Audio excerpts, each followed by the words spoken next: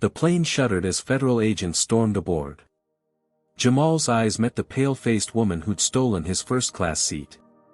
Her smug smile vanished when the captain announced over the intercom, "The Reynolds family jet is waiting, Mr. Washington." Everyone gasped. They'd misjudged the richest teenager in America. Before we dive into this incredible story, I'd love to know where you're watching from. Drop your location in the comments below and hit that subscribe button if you want more stories about unexpected moments that change everything. Now, let's see what led to this shocking confrontation at 30,000 feet. Jamal Washington was not your average 17-year-old. While most teens worried about college applications and prom dates, Jamal managed board meetings and billion-dollar acquisitions. At 15, he had developed Nexus AI, a revolutionary artificial intelligence platform that transformed how businesses processed data. 2 years later, after taking his company public, his net worth stood at a staggering $3.2 billion, making him one of the youngest billionaires in American history. Despite his extraordinary wealth, Jamal maintained a surprisingly humble lifestyle. He lived in a penthouse apartment in Boston with his parents, both former educators who had instilled in him strong values about money and privilege. He drove a modest electric car rather than a fleet of luxury vehicles. And though he owned a private jet through his family office, he occasionally chose to fly commercial. "I need to stay grounded," he often told his executive team. "The moment I lose touch with how regular people travel, interact, and live, I'll lose my edge as an innovator." This philosophy explained why Jamal found himself at San Francisco International Airport on a Tuesday evening in October, preparing to board a red-eye flight to Boston. He had just completed the acquisition of TechFuture, a smaller AI firm whose facial recognition algorithms would complement Nexus AI's language processing capabilities. The negotiations had been exhausting, 3 days of intense discussions, contract revisions, and addressing the concerns of nervous TechFuture employees worried about their job security. Jamal rubbed his tired eyes as he waited in the premium boarding line. He wore dark jeans, a plain black hoodie, and limited edition sneakers, expensive but understated. Nothing about his appearance screamed "billionaire," which was exactly how he preferred it. "You sure you don't want to take the family jet tonight, sir?" Terrence, his head of security, asked quietly. "It's fueled and ready at the private terminal." "I'm good," Jamal replied. "The commercial flight gets me home at about the same time, and I can actually sleep without worrying about flight plans and crew schedules." Terrence nodded reluctantly. At 6'4" with the build of a former NFL linebacker, he took his job protecting Jamal seriously. "Marcus and I will be seated in premium economy, rows 15 and 16, with clear sightlines to first class. Just text if you need anything." This was their compromise. Jamal didn't want a security detail hovering over him during flights, but his parents and board insisted on protection. The arrangement gave Jamal some privacy while keeping his security team close enough to intervene if necessary. It wasn't the first time Jamal had experienced the cognitive dissonance his presence created in public spaces. As a young black man in America's tech industry, he was used to being underestimated, questioned, and occasionally profiled. There was the time a security guard had followed him around a tech conference until he took the stage as the keynote speaker. Or when a Silicon Valley restaurant host had asked if he was waiting for the party he worked for, when he arrived early for a meeting with potential investors. Jamal had developed a personal philosophy for handling these situations: stay calm, document the injustice, and then leverage power strategically. Direct confrontation rarely worked and often reinforced negative stereotypes about angry black men. Instead, he would maintain his dignity in the moment and then use his considerable influence to create meaningful change afterward. The gate agent called for first-class boarding, and Jamal stepped forward. The agent barely glanced at his boarding pass before waving him through, then did a visible double-take when she saw his name. "Mr. Washington?" she asked, suddenly more attentive. "From Washington Foundation." The Washington Foundation was Jamal's educational initiative, which had provided over $50 million in scholarships for underprivileged students pursuing STEM careers. "Yes," he acknowledged with a small smile. My cousin's daughter received one of your scholarships last year. She's at MIT now. First in our family to attend college. That's what it's all about, Jamal replied genuinely. Please tell her to keep in touch with the foundation. We love success stories. The interaction lifted his spirits as he made his way down the jetway. This was why he worked so hard, not for the billions in his bank account but for the tangible impact his success could have on others. The foundation wasn't a tax write-off or PR stunt, it was the purpose that drove him. As he approached the plane's entrance, Jamal took a deep breath. All he wanted now was a quiet flight home, a few hours of sleep, and perhaps time to process the successful acquisition before diving back into work tomorrow. He had no idea that this routine business trip was about to become anything but routine. The first-class cabin of Flight 1382 looked exactly like every other first-class section Jamal had experienced, plush leather seats arranged in pairs, flight attendants preparing welcome drinks, and the low hum of the air conditioning system. He found his assigned seat, 2A, a window position with no one yet in the adjoining aisle seat. Good evening, welcome aboard, a flight attendant with a name tag reading, Amanda, greeted him. Her smile faltered momentarily when she saw him, a micro-expression of surprise crossing her face before her professional demeanor returned. Can I get you something to drink before takeoff? Sparkling water with lime, please, Jamal requested as he stowed his backpack under the seat in front of him. Of course, Amanda replied, her tone slightly more reserved than it had been with the gray-haired businessman across the aisle. Jamal settled into his seat and pulled out his tablet to review some acquisition documents while waiting for takeoff. He was acutely aware of the curious glances from other passengers boarding the plane. A teenage black kid in first class wasn't something they saw every day, and he could practically hear their internal questions. Was he a celebrity? An athlete's son? Did he get upgraded by mistake? The boarding process continued around him. The seat beside him remained empty as the cabin filled. Jamal noticed a slight commotion at the front of the plane, the final passengers were boarding, and one seemed to be moving particularly slowly, holding up the line. Excuse me, I don't need any assistance, a sharp voice declared. I've been flying first class since before you were born. Jamal glanced up to see an older white woman making her way down the aisle. She appeared to be in her mid-50s, with expertly highlighted blonde hair, wearing designer clothes and several pieces of statement jewelry. Her expression was one of practiced superiority as she surveyed the cabin. When her eyes landed on Jamal, her perfectly penciled eyebrows rose almost to her hairline. She checked the seat number above his head, then looked down at her boarding pass with a frown. Excuse me, young man, she said, addressing Jamal directly. I believe you're confused. This is the first-class cabin. Jamal looked up calmly. Yes, ma'am, I know. Well, this is my seat, she insisted, gesturing to where he sat. 2A. I think there might be a mistake, Jamal replied politely, pulling out his boarding pass. My ticket is for 2A. What seat are you assigned? The woman's mouth tightened. I always sit in 2A when I fly this route. I have status with this airline. Maybe they changed your seat assignment this time. Jamal suggested, still keeping his voice level. Could you check your boarding pass? Her eyes narrowed as she glanced at her ticket. It says 5C, but there's obviously been an error. I specifically requested this seat when my assistant booked the flight. I'm sorry about that, Jamal said. But my ticket is for this seat. The woman, who would later be identified as Eleanor Whitfield, wife of banking executive Richard Whitfield, looked increasingly indignant. This is absurd. Flight attendant. Amanda appeared quickly. Is there a problem? Yes, Eleanor said firmly. There's been a seating mix-up. This young man is in my seat. Amanda turned to Jamal with a questioning look.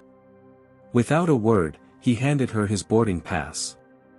She examined it briefly. This does show Mr. Washington assigned to 2A, she confirmed. That's impossible, Eleanor insisted. Check again. I specifically requested this seat. My husband is a Platinum Elite member. Let me see your boarding pass, ma'am, Amanda requested. Reluctantly, Eleanor handed over her ticket. Amanda examined it and then looked apologetically at the increasingly frustrated woman.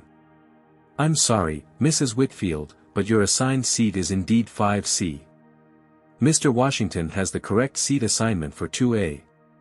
Eleanor's face flushed with anger. This is unacceptable. I've been flying this airline for 20 years. Standards are clearly slipping if you're giving premier window seats to. She paused, seeming to catch herself before saying something explicitly offensive, but her glance at Jamal communicated volumes. By now, other passengers were watching the interaction. Some had phones partially raised, ready to record if the situation escalated. Jamal remained expressionless, although internally he was calculating how to resolve this with minimal disruption. Perhaps there was a last-minute change in the system, Amanda suggested diplomatically. But at this point, we need to honor the assignments as they stand. 5C is still a first-class seat, Mrs. Whitfield, just in the middle section. Do you know who my husband is?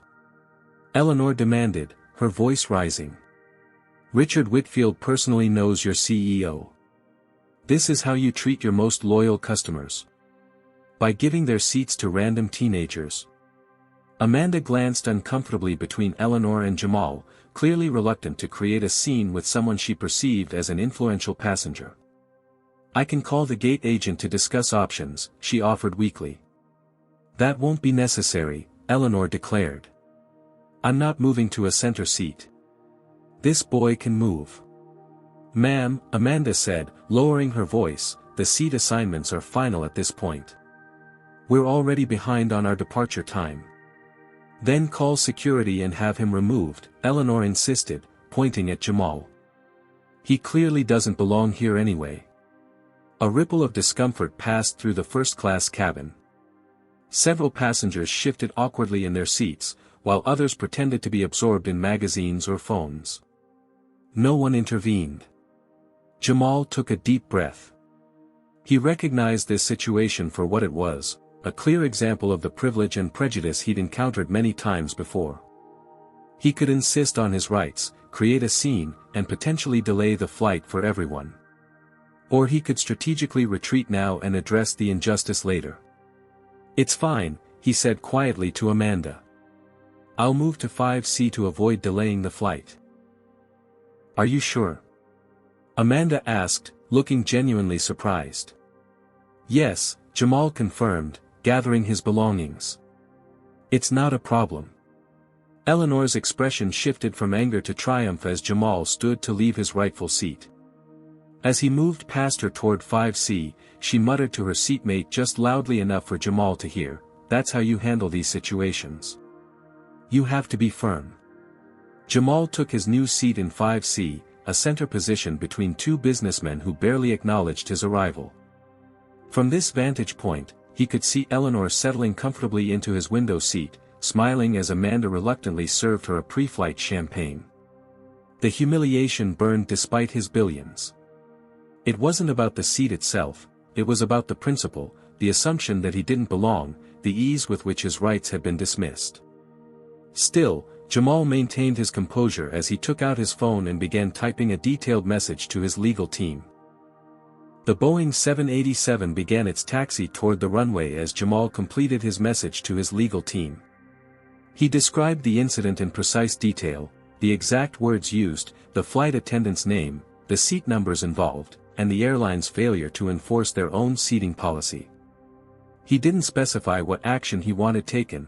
That decision could wait until morning when his emotions weren't so raw. Amanda passed through the cabin, checking that all seats were upright and tray tables stowed. When she reached Jamal, she leaned down slightly. "I'm really sorry about what happened," she whispered. "Can I get you anything? A complimentary drink perhaps?" "No thank you," Jamal replied evenly. "I don't drink alcohol." "Of course," Amanda said, looking flustered. "Maybe some extra snacks during the service?" Jamal shook his head. "I'm fine." He understood her guilt, but free peanuts and pretzels weren't the answer to discrimination. As she moved away, Jamal reflected on the principle at stake. He could have insisted on his assigned seat, legally, he had every right to it.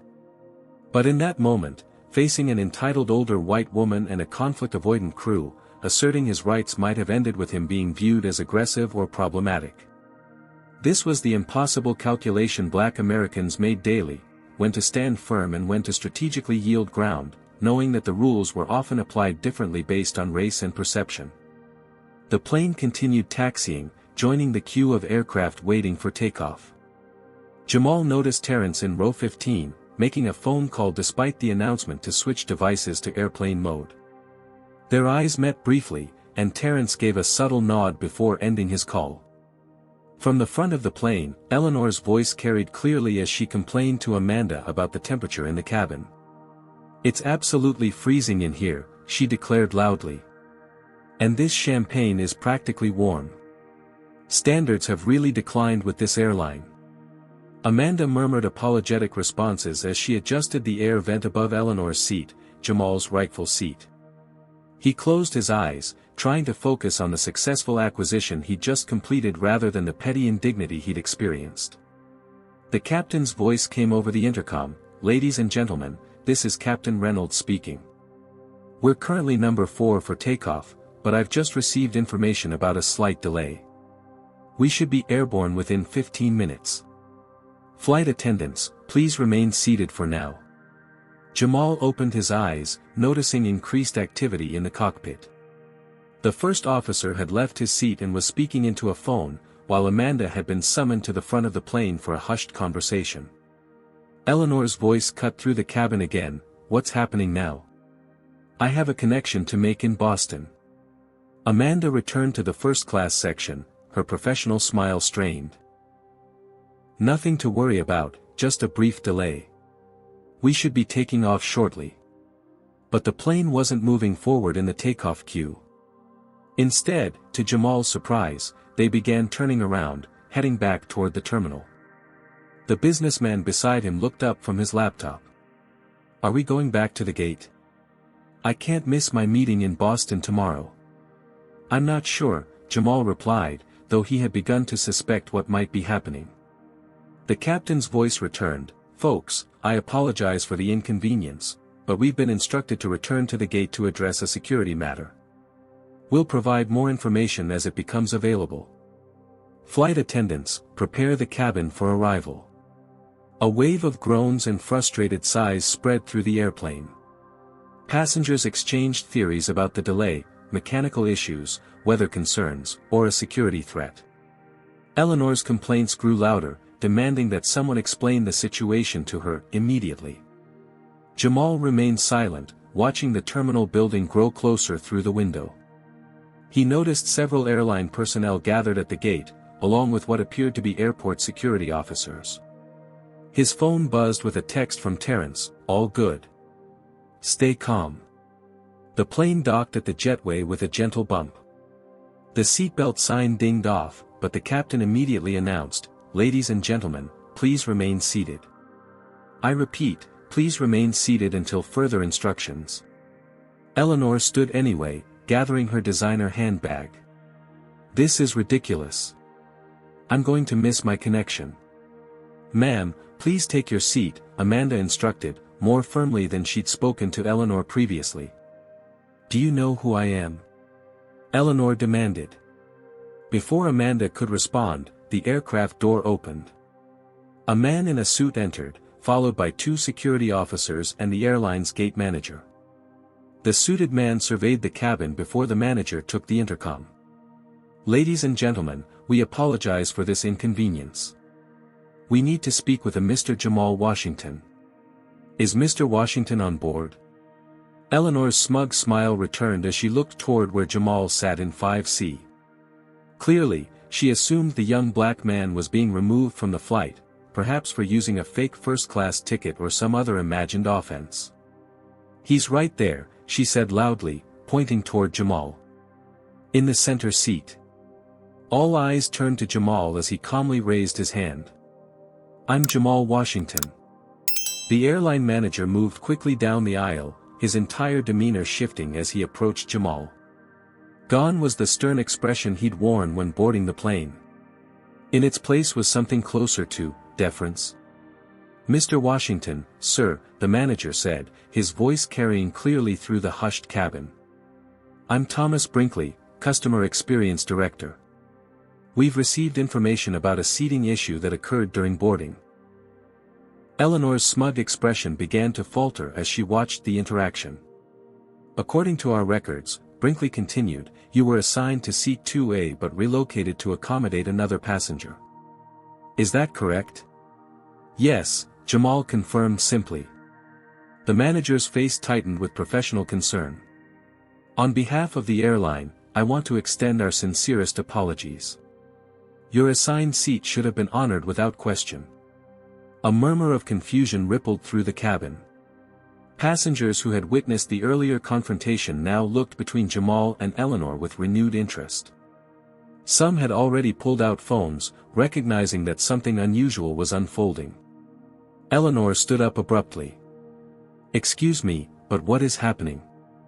We're going to be late because of this seat confusion." Brinkley turned toward her.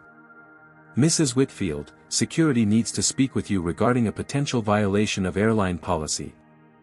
"This is outrageous," Eleanor sputtered. "Do you have any idea who my husband is?" One of the security officers stepped forward. "Ma'am, please gather your belongings. We need you to deplane with us." "I will do no such thing," Eleanor declared. "I have a connection to make." As this exchange continued, passengers throughout the cabin had begun searching on their phones. Suddenly, the businessman next to Jamal gasped audibly. "You're that Jamal Washington, the Nexus AI founder?" The whisper spread through the cabin like wildfire. "Billionaire. Teenager. Tech genius." Jamal maintained his composure even as he felt dozens of eyes on him. Eleanor's face had drained of color as she pieced together what was happening. "There's been a misunderstanding," she attempted, her tone suddenly conciliatory. "I thought my status with the airline entitled me to certain seat preferences." "Ma'am," the security officer repeated firmly. "Please come with us now, or we'll be forced to remove all passengers and delay this flight further." With visible reluctance, Eleanor gathered her belongings. As she moved toward the exit, she avoided making eye contact with anyone, especially Jamal. Brinkley turned back to Jamal. "Mr. Washington, we'd like to reseat you in your original assignment, if that's acceptable. We'll also be upgrading you to our global first class on your next 3 flights, and I'll personally ensure this incident is thoroughly investigated." Jamal considered the offer. The vindication was satisfying, but he was acutely aware of the other passengers who just wanted to get to Boston. "That won't be necessary," he said. "I'm comfortable here. Let's just get everyone to their destinations without further delay." A look of surprise crossed Brinkley's face. "Are you certain, sir?" "Absolutely," Jamal confirmed. "Though I would appreciate the airline reviewing its training procedures to ensure this doesn't happen to anyone else." Brinkley nodded respectfully. "Of course, Mr. Washington. Again, our sincerest apologies." As the manager and security escorted Eleanor off the plane, the cabin erupted in whispered conversations. Amanda, who had been watching the scene unfold with visible anxiety, approached Jamal. "Mr. Washington, I can't apologize enough for how this situation was handled. If there's anything at all I can do to make your flight more comfortable, just treat everyone with the same respect, regardless of how they look," Jamal replied quietly. "That's all any of us want." "So what would you have done in Jamal's situation? Would you have insisted on your assigned seat from the beginning or handled it the way he did?" Comment number 1: if you think Jamal made the right choice by initially giving up his seat to avoid conflict. Comment number 2: if you believe he should have stood his ground from the start. And don't forget to hit that like button and subscribe if you want to see more stories about people breaking stereotypes and standing up for what's right. Have you ever been in a situation where you were judged unfairly based on your appearance? How did Eleanor's attitude reflect deeper problems in our society? The story isn't over yet. What do you think the captain will do now that the truth has been revealed? Let's find out. The cabin remained abuzz with excited chatter as the security team escorted Eleanor Whitfield through the jetway. Several passengers had recognized Jamal from tech news features or the Forbes 30 Under 30 list, while others were frantically Googling to learn more about the teenage billionaire sitting in their midst. Jamal maintained his focus straight ahead, uncomfortable with the sudden attention. This was precisely why he preferred to keep a low profile while traveling. Money changed how people perceived and treated you, sometimes for better, sometimes for worse, but always differently. Just as the gate agents prepared to close the aircraft door, a tall figure emerged from the cockpit.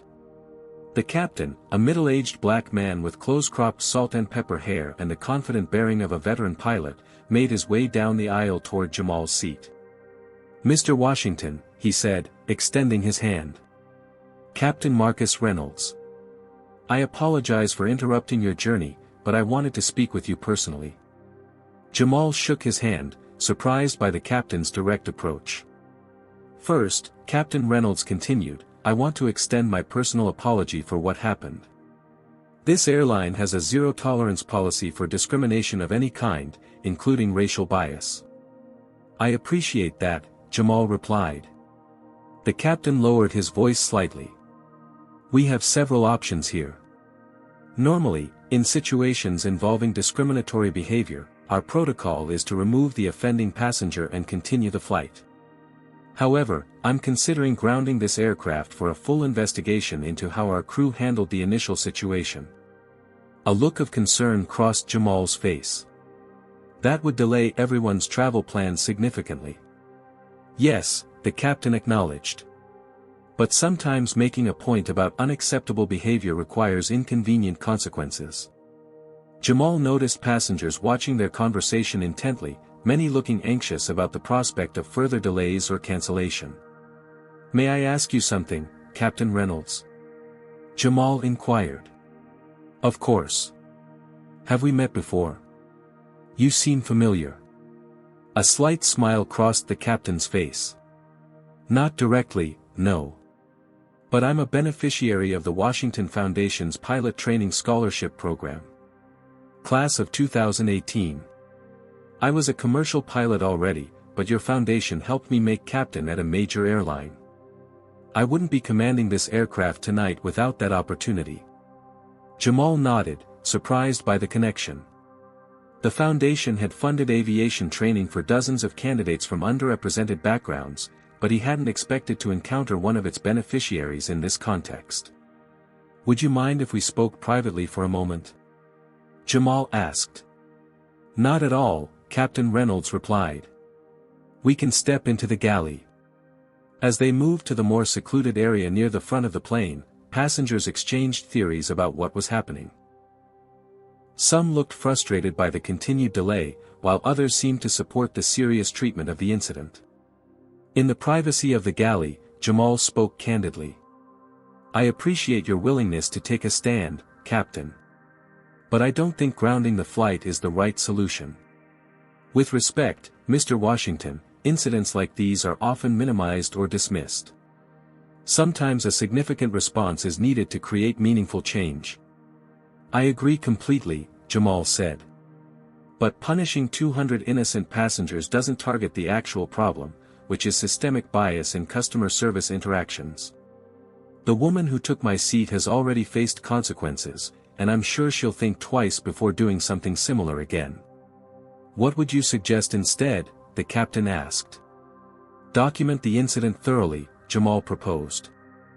"I'll provide a formal statement once we land in Boston. Use this as a case study in your crew training. And I'd be happy to work with your airline to develop more effective protocols for handling these situations." Captain Reynolds considered this thoughtfully. "That's remarkably generous, considering how you were treated." "It's not generosity," Jamal clarified. "It's strategy. Creating effective change requires targeting the right pressure points in a system. Inconveniencing hundreds of travelers might make a statement tonight, but developing better training and accountability will prevent thousands of similar incidents in the future." The captain studied Jamal with newfound respect. "You're wise beyond your years, Mr. Washington." "I've had to be," Jamal replied simply. After a moment's consideration, Captain Reynolds nodded. "Very well. We'll proceed to Boston as scheduled, but I'll ensure this incident receives the attention it deserves at the corporate level. And I would welcome your input on improving our training procedures." "Thank you, Captain." They returned to the main cabin, where Captain Reynolds addressed the passengers over the intercom. "Ladies and gentlemen, I apologize for the delay this evening. We will be departing for Boston shortly. The incident that occurred has been addressed according to our company policies, and we appreciate your patience and understanding."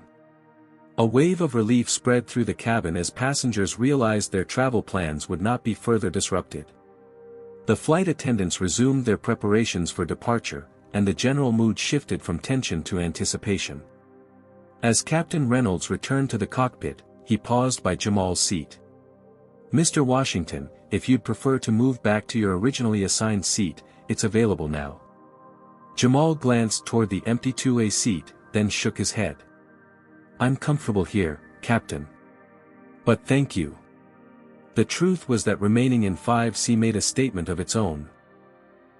That Jamal wasn't primarily concerned with personal comfort or status, but with addressing the underlying issue fairly.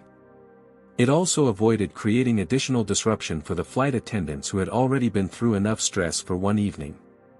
As the plane finally began taxiing toward the runway again, nearly an hour behind schedule, Jamal noticed something unexpected. Several passengers nodded respectfully in his direction or offered small smiles of solidarity. The woman across the aisle even whispered, "That took courage." "Thank you." The aircraft accelerated down the runway and lifted into the night sky, leaving behind the ground-level prejudices that had temporarily delayed their journey. But the incident was far from over. In fact, its impact was just beginning to spread in ways none of them could have anticipated. At 35,000 feet above the American heartland, Flight 1382 cruised through the night sky while a digital storm gathered momentum on the ground below. Jamal reclined his seat slightly, hoping to catch a few hours of sleep before landing in Boston. However, the gentle ping of incoming messages on his tablet suggested that rest might remain elusive. "Mr. Washington."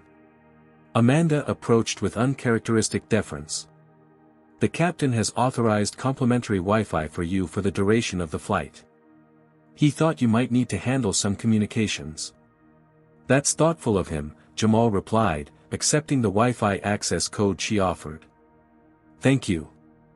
As soon as he connected to the internet, Jamal understood the captain's concern. His phone began buzzing with notifications, emails from his PR team, texts from family members, and alerts from news monitoring services the company used to track mentions of Nexus AI. The incident had gone viral. A first-class passenger seated in the row behind Jamal had recorded the confrontation with Eleanor and its dramatic resolution. They had uploaded the video to social media just before takeoff, adding a caption that read, "Racist Karen steals young black man's first-class seat, gets kicked off when airline discovers he's a billionaire. #FirstClassWhileBlack." The video had amassed over 100,000 views in less than an hour, with the #FirstClassWhileBlack trending nationally. Media outlets were already picking up the story, with headlines ranging from "Teen Tech Titan Faces Discrimination on Commercial Flight" to the more sensationalist, "Billionaire Boy's Revenge," entitled "Passenger Ejected After Seat Theft." Jamal sighed. This was exactly the kind of attention he typically avoided. While he never hid his success, he preferred to be recognized for his technological innovations and philanthropic work rather than for being the subject of a viral racism incident. His PR director had sent an urgent message, "Video trending. Need your guidance on official response. Company statement or personal? Recommend measured approach that addresses systemic issues rather than focusing on individual incident." Jamal appreciated his team's understanding of his values. This wasn't about one entitled woman or one uncomfortable flight, it was about the countless similar experiences that occurred daily without billionaire status to force accountability. As he began drafting a response, Jamal noticed internet sleuths had already identified Eleanor Whitfield. Her LinkedIn profile listed her as a trustee for several cultural institutions and a major donor to political campaigns. Screenshots of her social media accounts, hastily set to private, but not before users captured problematic posts, revealed a history of tone-deaf comments about minorities and service workers. The airline had issued a preliminary statement: "We are aware of an incident on Flight 1382 and are conducting a thorough investigation. This airline is committed to creating an inclusive environment for all passengers. We take allegations of discriminatory behavior extremely seriously." Amanda passed by again, this time avoiding eye contact. Jamal suspected she was concerned about appearing in the viral video, perhaps worried about her job security after failing to handle the situation appropriately. "Amanda," he called softly. She approached with visible apprehension. "Yes, Mr. Washington. I just wanted you to know that my statement to the airline will focus on systemic issues and training opportunities, not individual blame. Everyone has moments of indecision when facing uncomfortable situations." Relief flooded her features. "That's incredibly generous of you. I should have handled things differently." "We all should have," Jamal acknowledged. "But that's how we learn and improve." Her eyes glistened slightly as she nodded. "Can I get you anything? A snack or beverage? Some herbal tea would be great, if you have it." As Amanda moved to the galley, the businessman beside Jamal cleared his throat. "I couldn't help overhearing. That's a remarkably gracious approach, considering how you were treated." Jamal shrugged. "Publicly shaming individuals rarely creates the systemic change we need. I'd rather use this moment to highlight the broader issue." "Well, you've certainly made an impression," the man replied, gesturing to his tablet where the viral video was playing. "My daughter's watching this right now in Chicago. She just texted me to ask if I'm on the same flight." Throughout the cabin, similar scenes were unfolding as passengers discovered their unexpected proximity to a trending news story.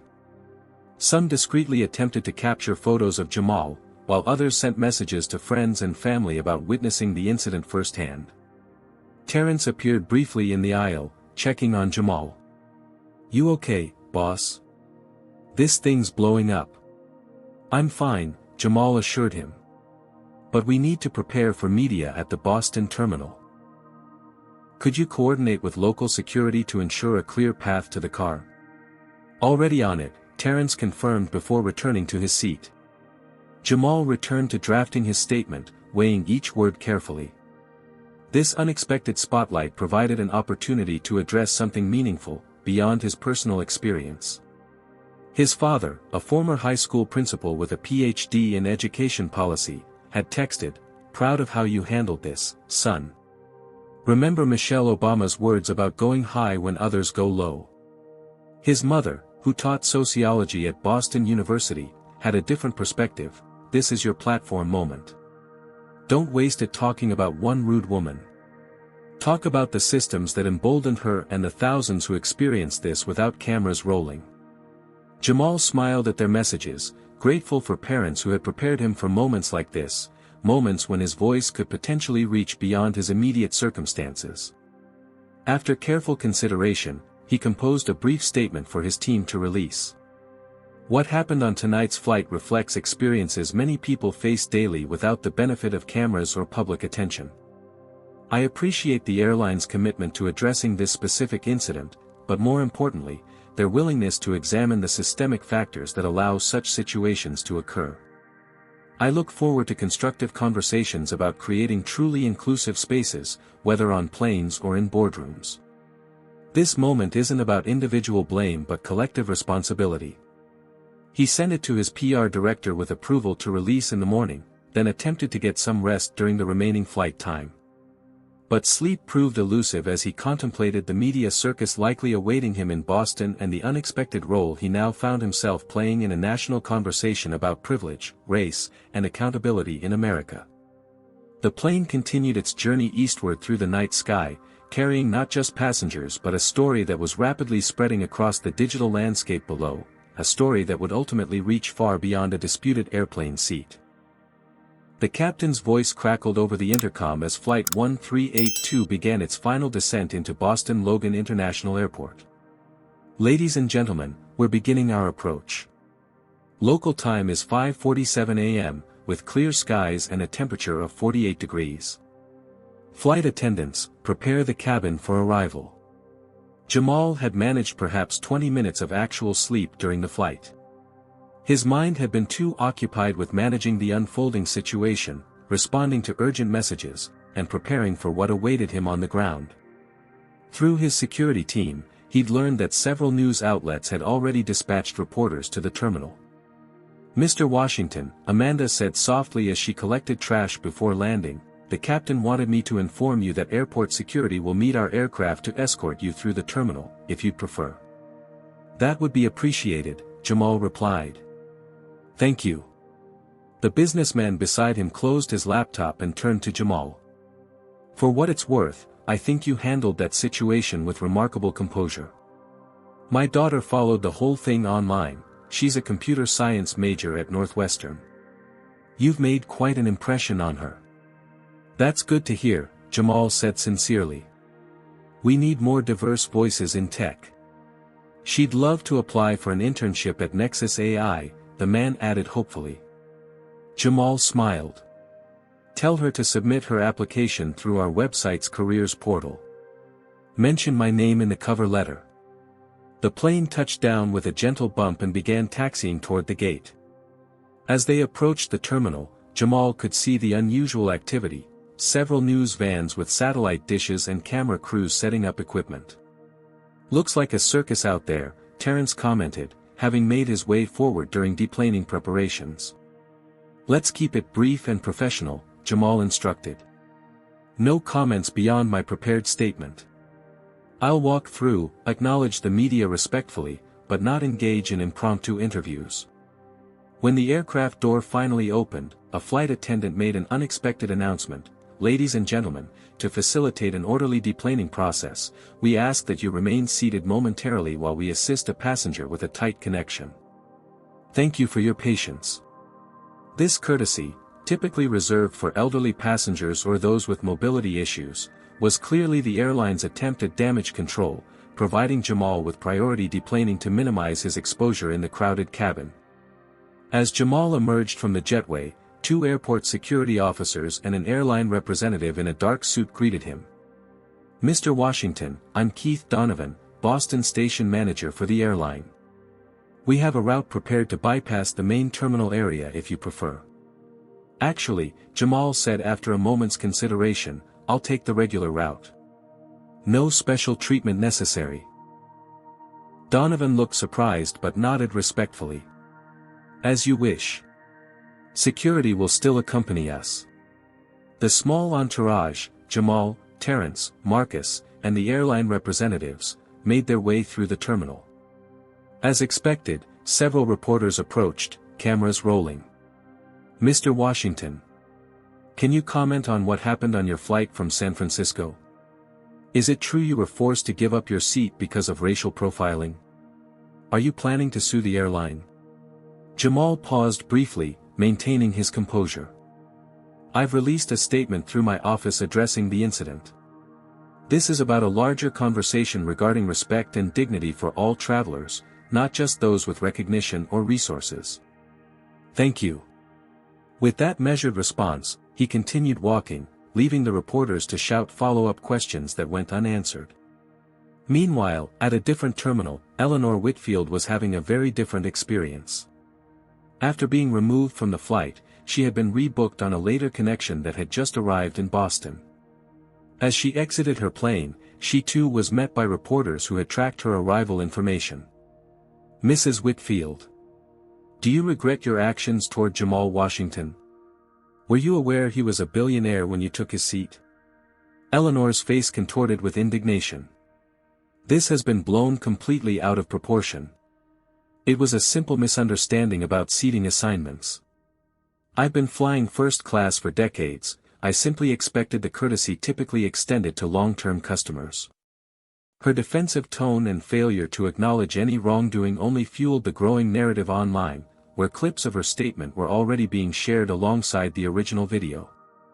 Across the city, in a luxury penthouse overlooking Boston Harbor, Jamal finally arrived home. Despite the early hour, his parents were waiting for him, having followed the unfolding situation throughout the night.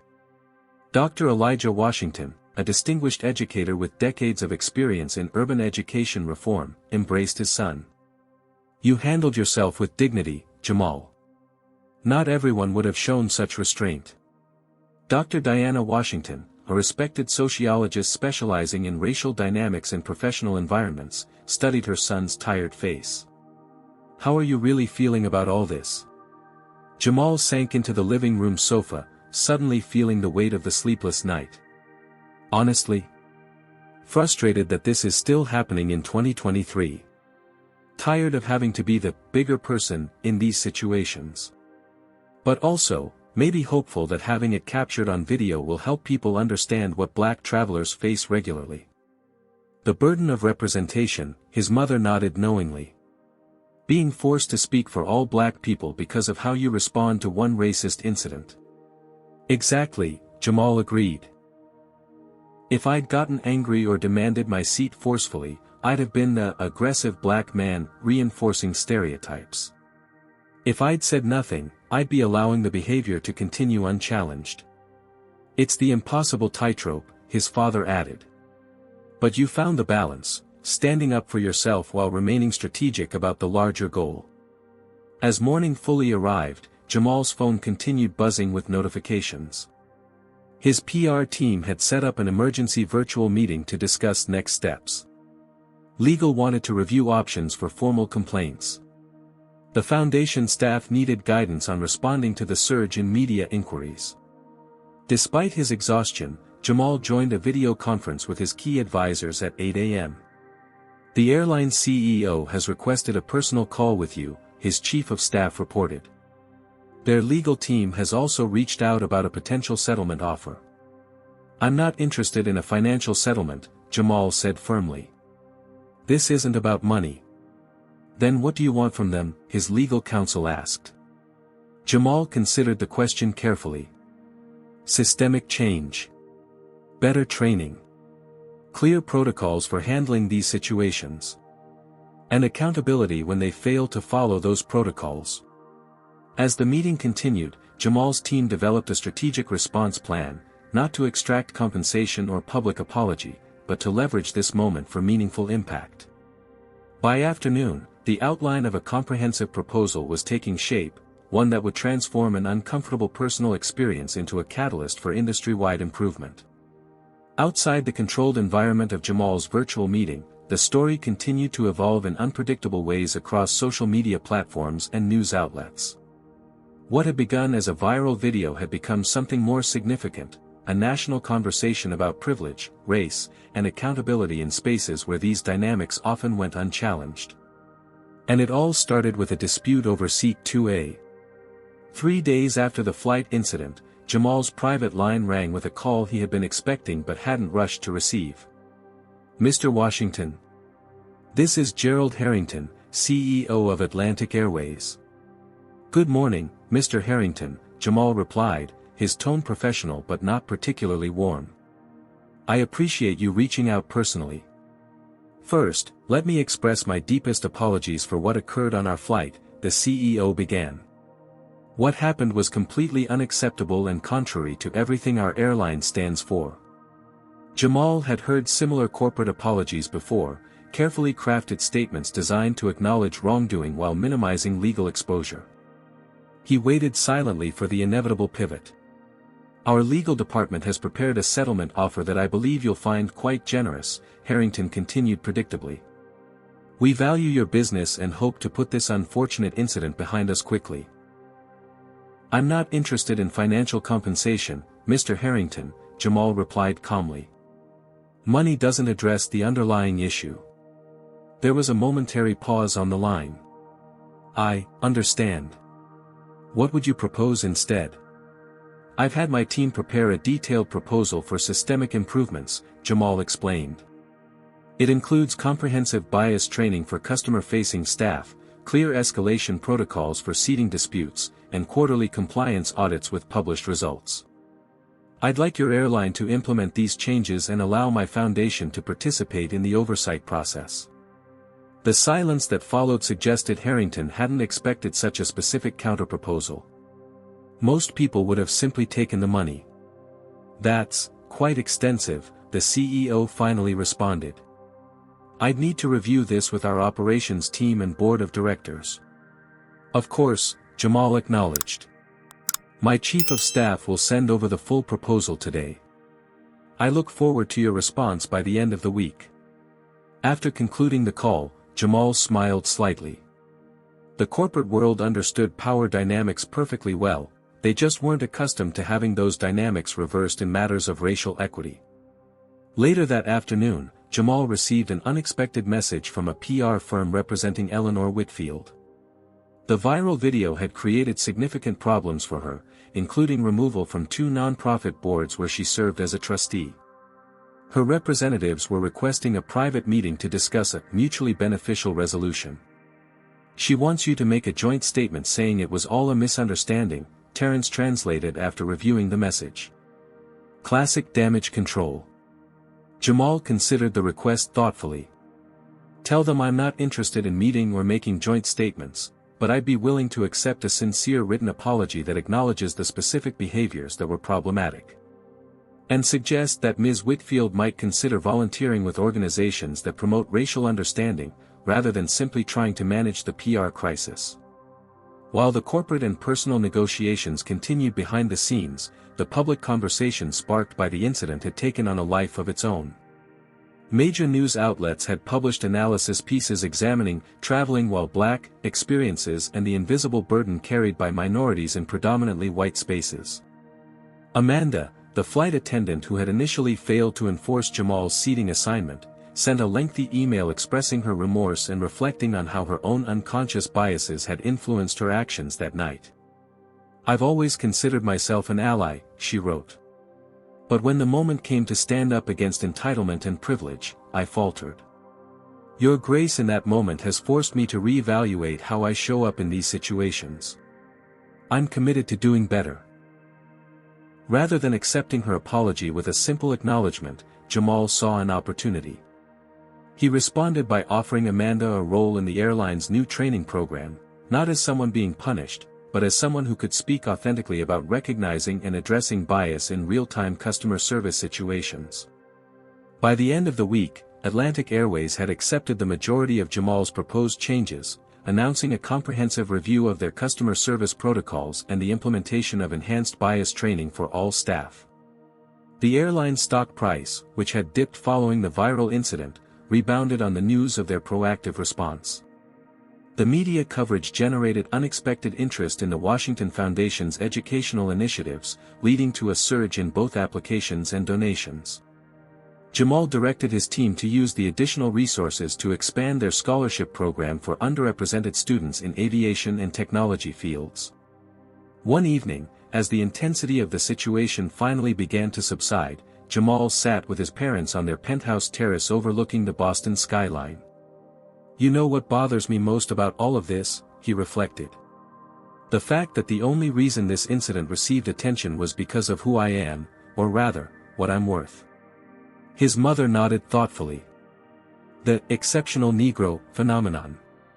Society is willing to acknowledge racism when it happens to a black person with exceptional status, an athlete, celebrity, or in your case, a billionaire." "Exactly," Jamal agreed. "What about the thousands of black travelers who face similar treatment but don't have the resources or platform to demand accountability? Their experiences are just as valid, but they're routinely dismissed or ignored. So what are you going to do about it?" his father challenged gently. Jamal smiled, recognizing his father's familiar teaching technique, never providing the answer, but always guiding toward independent problem solving. "I'm going to expand the foundation's focus," Jamal decided. "We'll create a technological solution, an app that allows people to document discriminatory experiences in travel, retail, housing, anywhere.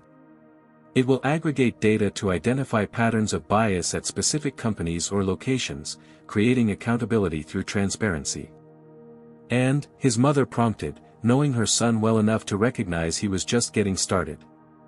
And I'll continue flying commercial occasionally, Jamal added. Not just to stay grounded, but because visibility matters. Black excellence deserves to occupy first-class spaces unapologetically, creating new norms and expectations for the next generation. As the discussion continued into the night, Jamal recognized that what had begun as an uncomfortable personal experience had catalyzed important growth. Not just for the airline industry or public discourse, but for his own understanding of how to leverage his unique position to create meaningful change. The seat dispute on Flight 1382 had become something much larger, a case study in how individual actions, corporate accountability, and public attention could converge to address systemic issues that had persisted for far too long. 3 months after the incident that had briefly made him the reluctant face of #FirstClassWhileBlack, Jamal Washington found himself once again at Boston Logan International Airport. This time, he was preparing to board a flight to Chicago for a technology conference where he would be delivering the keynote address. The atmosphere at the gate was noticeably different from his previous experience. The airline staff recognized him immediately, not with the uncertainty or suspicion he had sometimes encountered before, but with professional courtesy and respect. The gate agent checking his boarding pass smiled warmly. "Good morning, Mr. Washington. We're honored to have you flying with us today. Boarding will begin in about 15 minutes. Jamal nodded appreciatively, noticing the subtle changes implemented since his last flight. The gate area featured new signage clearly outlining the boarding process and passenger rights. Staff members wore pins with the airline's newly adopted slogan, "Respect is our first-class standard." These visible changes reflected the less obvious but more significant reforms occurring behind the scenes. Atlantic Airways had not only implemented Jamal's proposed training programs but had expanded them, creating a comprehensive approach to addressing bias in customer service interactions. The quarterly compliance reports had shown measurable improvement in how diverse passengers rated their experiences. As Jamal waited in the premium boarding line, he spotted a familiar face among the flight crew, Amanda, the flight attendant from the San Francisco flight. She was no longer working as a regular cabin crew member but wore a different uniform with a badge identifying her as an inclusion coordinator. She approached him with professional confidence. "Mr. Washington, it's good to see you again. I'm part of the training team now, traveling to different hubs to implement the new protocols. How's it going?" Jamal asked genuinely. "Challenging but rewarding," she replied. "We're seeing real changes in how staff handle difficult situations. Your foundation's curriculum has been incredibly effective." Their conversation was interrupted by a breaking news alert on the terminal television. Eleanor Whitfield's face appeared on screen as a reporter announced, "Former socialite Eleanor Whitfield completed her court-mandated community service today, following her disorderly conduct conviction related to the infamous airline incident earlier this year." The camera showed Eleanor serving meals at a community center in a predominantly black neighborhood in Boston, part of her restorative justice sentence after she had been charged with disorderly conduct for refusing to comply with crew instructions during the original flight incident.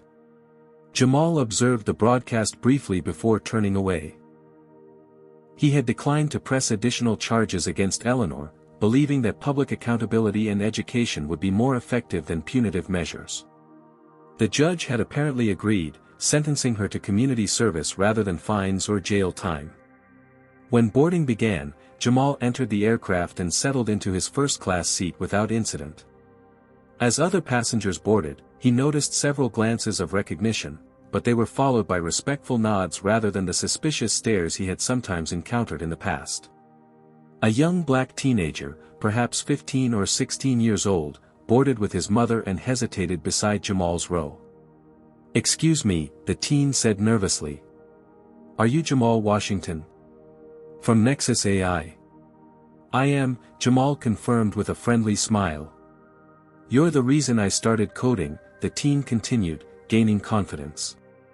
"And when I saw what happened on that flight, it meant something, you know.